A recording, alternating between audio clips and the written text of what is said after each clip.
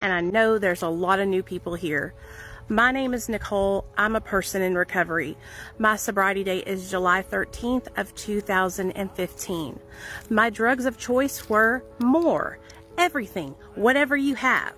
But if I had to pick just three, it would have went like this: IV meth, IV opiates, and Xanax. I couldn't choose between the three. Normally, I use them all together interchangeably at the same time, backwards and forwards and all around. I started using drugs and alcohol when I was 17 years old. And back then I didn't think it was that big of a deal because I was just drinking, smoking pot, and doing your occasional line of cocaine. Well, by the time I graduated high school, I had started to use methamphetamine on a daily basis. Using stimulants gave me energy, it kept me skinny, alert, and it made me feel good. I really struggled with my self-esteem when I was growing up, so having that extra oomph was what I felt like I needed. I grew up in a small town called Hot Springs, Arkansas, and growing up, I had a lot of friends around me that were using drugs, and so I just basically fell into peer pressure and wanting to fit in.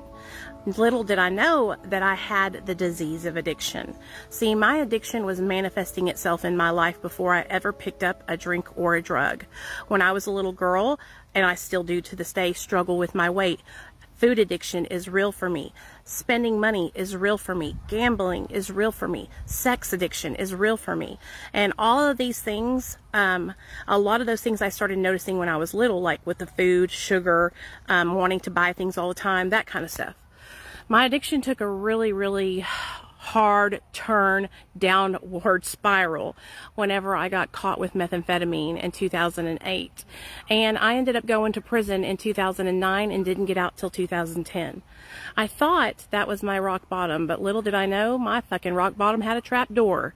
And I relapsed and I was back at it again. In 2012, I met my husband and we fell in love.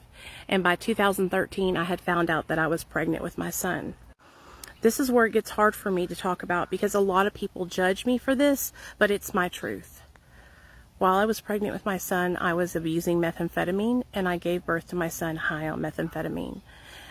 I wish that it wasn't true. I wish I could have changed it. I should have tried harder. I should have went to treatment, but I didn't.